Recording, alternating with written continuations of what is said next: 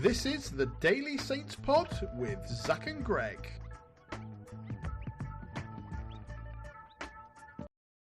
Hello and welcome back to the Daily Saints Pod. My name is Greg, and unfortunately today not joined by my good friend and wonderful co-host Zach, because scheduling's hard life. We're busy people. It doesn't always come together, but it's all right. Don't panic, because I have got lots to talk about. I'm sure you saw at the weekend, or maybe I'm not so sure. I don't know, because they tried to sneak it under the radar amidst all of the joy and news of this Arsenal result at the weekend, and of course this big win on Tuesday. But there was the publishing of the accounts of the club and its football group for the year end in June 25. So it's the 24-25 season. And look, the Echo reported on it, and they wrote a wonderful article summarising it. Of course, Alfie House doing good work, and I read through it. And I thought, you know what, this is a good summary, but I want to get in with the nitty gritty and see if I can really understand it. So instead, I went to Company's House, and I found the full accounts, which is of course publicly available and published. And I sat and I read all 41 pages of it. And it was dry, very, very dry. So to spare you that, to spare you having to do that and get an understanding, I, of course, took some notes, both from the Echo article and from the accounts in full, of things that jumped out and interested me. Not going to dive too deeply into like the actual numbers and like mathematical analysis for a whole myriad of reasons, but not least because I am not a financial expert by any stretch of the imagination. I am a bloke who enjoys watching his team play football, and finance is not part of my day job. It's not part of anything that I do. It's not for me, right? But of course, we've got to touch on the main numbers and the key parts to get a proper understanding of where we're at. So, of course, the number that jumped out at the headline is it was a recorded loss of 53.9 million, which is worked out as a pre-tax interest loss of 33.6 million, made up of a 9.9 million operating loss before player trading, a 23.7 million loss on player trading. So, of course, this all relates to the 24-25 season, which was the Premier League season. And, you know, if you compare that to the previous 3 years, in 2023, the year we got relegated from the Premier League the first time, we lost 87 million. And in 2024, of course, we turned a profit of 17.3 million. It means over the 3 years, we've lost 129 million, which, of course, instantly probably triggers red alarms for anyone who pays attention to any kind of the back-end stuff, because PSR rules slightly different for the Premier League and the Championship. The Premier League is 105 million over 3 years, I think, and the Championship is lower. I think it's like 39 million over 3 years. But effectively, the way it works out, because you get different allowances for when you go up and when you come down, is that Saints are allowed to lose 83 million across the 3 years pre-tax. So obviously, the 129 million sounds higher than that. But important to note, it doesn't mean we've breached PSR.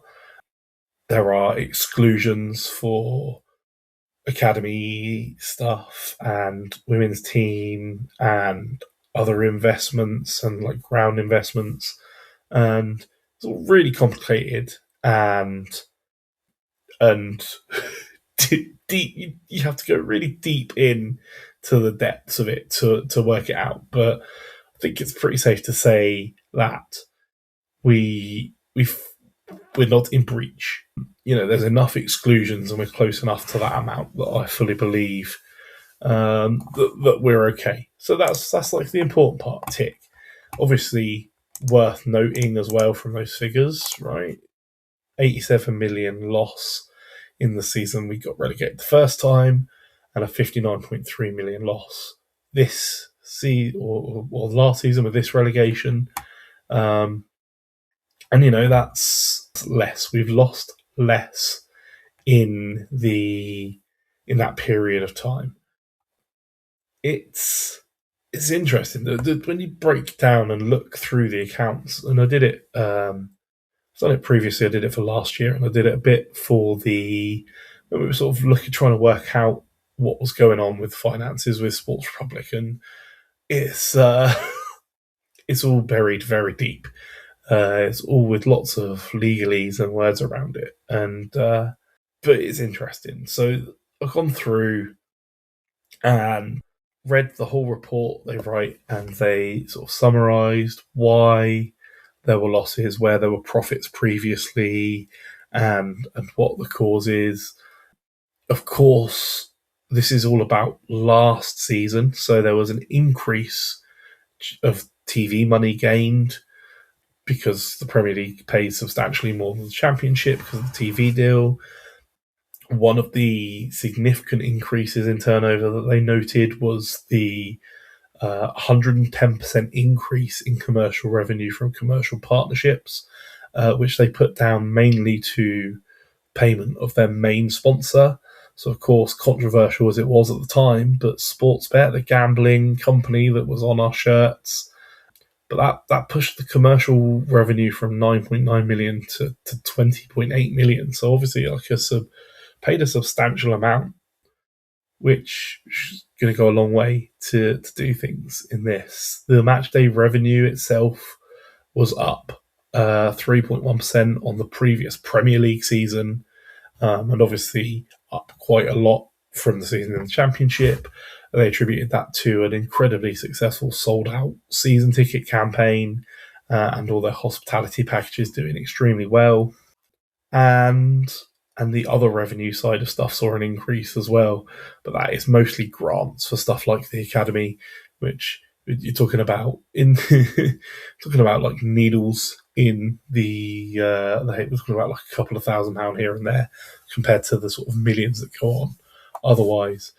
Obviously, the notable loss is the player trading, and they say a lot of that comes from the amortization. Now, if you don't know what that is, don't worry, you're not alone. I had no idea. I had to look it up. But effectively, it is the additional charge that's accrued for spreading the cost or the fee of players. So profits were generated from player sales such as Charlie Alcaraz, Sekumara, Lianco, Chalatsar. And as a result, of course, of promotion to the Premier League at the start of the season, significant investment was made into the playing squad. Now, this is, of course, if you remember, Hawa Bellis, which was, I think, 20 million. Ramsdale, which was like 29 million. That was a club record. Flynn Downs came in, and that was like 18 million, I think. Archer, Fernandez, Matty Fernandez, of course, Bemba and Diaz, Sugawara, Joachim Kai-Sander, Nathan Wood, Ronnie Edwards, and Juan listed here. Interesting when you look back and think that,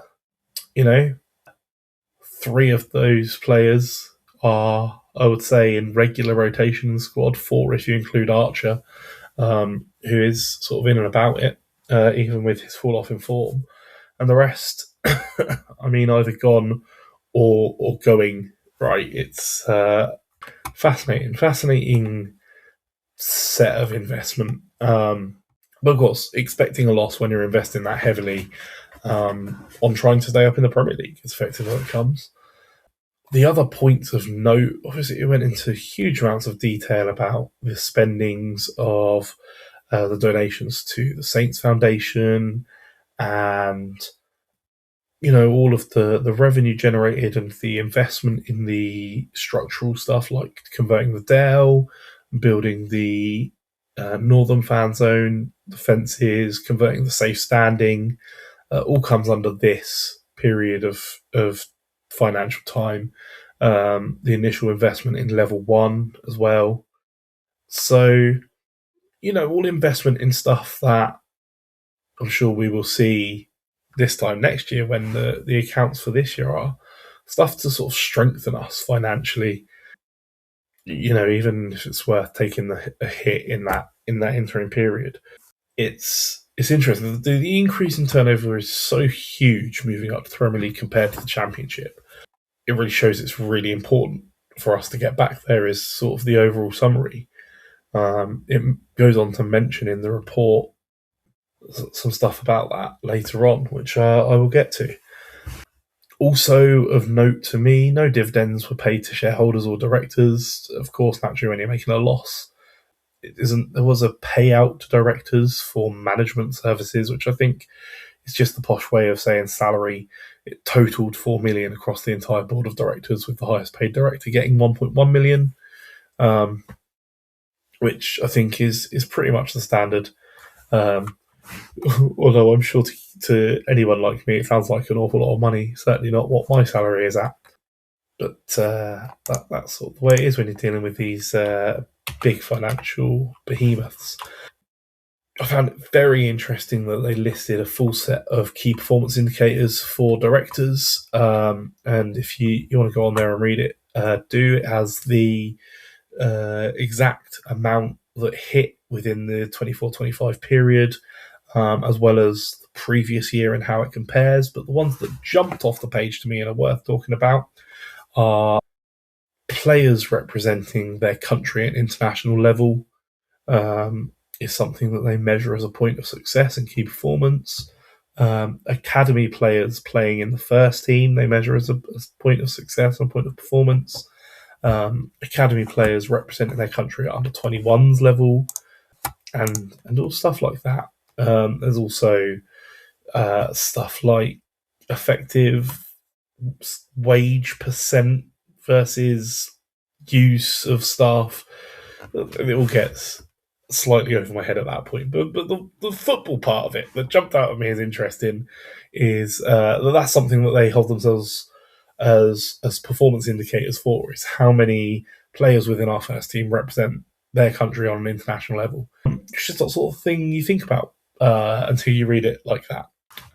Also, key points: we paid money off of loans and paid interest to, not to the loan on Sports Republic, which I did see someone talking about, but we paid interest on our other loans and on our other players, interestingly. But we did refinance a loan we have with MSD Holdings, which is quite a big loan that was taken out, I believe, in 2020. It's been refinanced, restructured, and presumably in a way that's going to benefit us, although they don't really go into detail about that, but they do mark it as one of the key points in their shareholders' notes as things that the board has done as a significant decision in an effort to improve finances. So that will be interesting. Hopefully and presumably that means that it will incur less of a cost year on year, kind of in preparation for whatever comes next. And this is probably the most important and most interesting part, right? Because one of the key talking points we have had in the podcast is from a footballing perspective, right? Because we as fans don't really care about this financial stuff too much. Right? We want good football. We want 16 games unbeaten. We want to go enjoy watching our team play. And whilst I'm sure we all understand that the path to success with one is the path to success with the other, I don't think many of us are going to be sitting and reading the 41-page document or worrying too much about it. But what is particularly interesting, because obviously in that context we have said, or I have at least gone on record and said, I'd probably prefer another year in the Championship and to win the FA Cup. From a footballing perspective, I think that's probably a reasonable opinion. When you look at the forecast that they've laid out and what that would mean for the club from a financial perspective, it kind of has to change your opinion, because the forecasts for the next year are positive generally across the whole about like improvements and revenue increase. But there is a little paragraph that obviously jumped off the page, which is, in the event that the club is not promoted to the Premier League, the club will incur a further reduction in turnover as well as the TV revenue staying low, the amount of parachute payments received will reduce in accordance with Premier League regulations for season 26-27. So effectively, we will not get as much, if any, parachute payments. It says the club will be required at that point to take steps to reduce costs further and reduce borrowings to a more sustainable level. In this scenario, the club would expect a reduction in wages and salaries, which will largely be achieved by contractual means existing in player and employee contracts and player sales or loans. The club has forecast a net inflow of cash from player trading over the period of assessment. In such a case, to support the club's obligations, the directors will consolidate. So, yeah, if we don't get promoted, the dream of building that dream squad and doing it next year becomes significantly harder because we are going to have to sell players at a profit to survive effectively. As with all clubs, we are living on a financial year to financial year basis, and that's kind of only sustainable if you actually do well. And so now it becomes apparent why it's been so important, right? There was a lot of people saying, and me and Zach included in this, from the very get-go, we just need to write this season off. We're never going to get promotion from where we are. And obviously Tonda has done phenomenal things to get to where we are and push to the point where, a lot of talk in the Echo and on the buzz on socials is automatic promotion even possible. And we've talked about that on the show. I don't know. We have to win at least 2 more games than Ipswich win and beat them minimum, and have other results go our way. Is that viable with a cup semi-final thrown in there as well? Playing every 4 days? I guess only time will actually tell, but it shows that it's incredibly important to the future of the club for us to get promoted, regardless of what we think that means in the terms of the football, because, I don't think we are going to be in, going out of existence trouble. That's not how it reads, but it's not going to be like the hunky-dory, comfy, keep all our players, go at it again, keep this squad together and do it that perhaps we were hoping for. So, it's an interesting one. It's a fascinating read. And look, if you fancy it and you're into that sort of thing, by all means do. Some of it's quite accessible. There's the first couple of pages are a nice summary that break it down quite nicely. But like I said, it goes into huge detail, all of the numbers.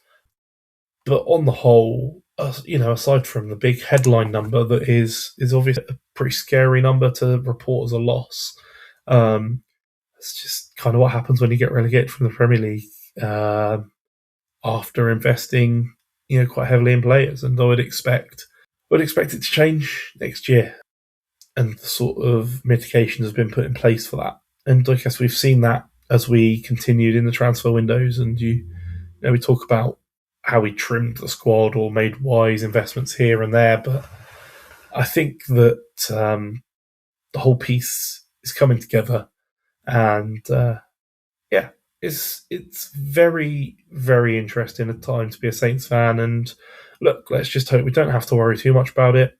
And promotion's the name of the game at this point. That's what we need. That's what we're aiming for.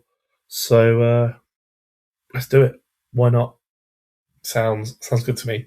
That's for sure. But lots of talk in the entire report about the importance of matchday revenue and the infrastructure building that they're doing in an effort to increase the revenue as well.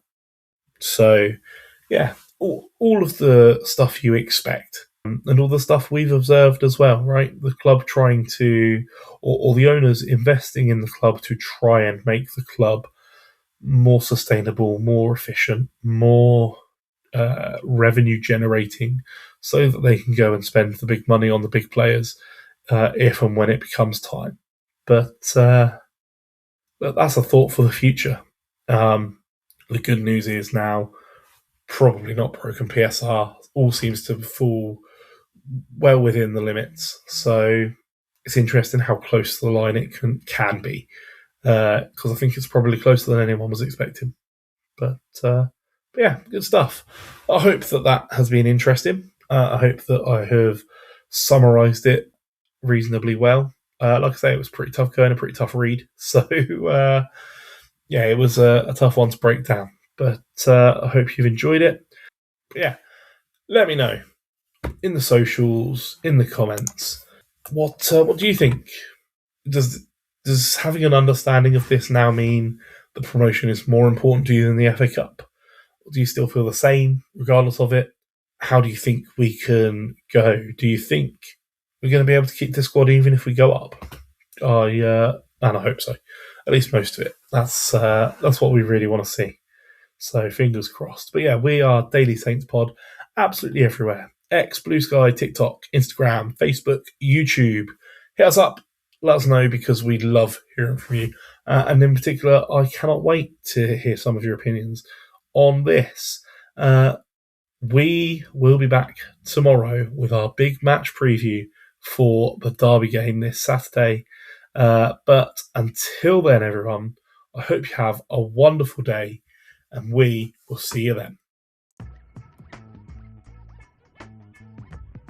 This is the Daily Saints Pod with Zach and Greg.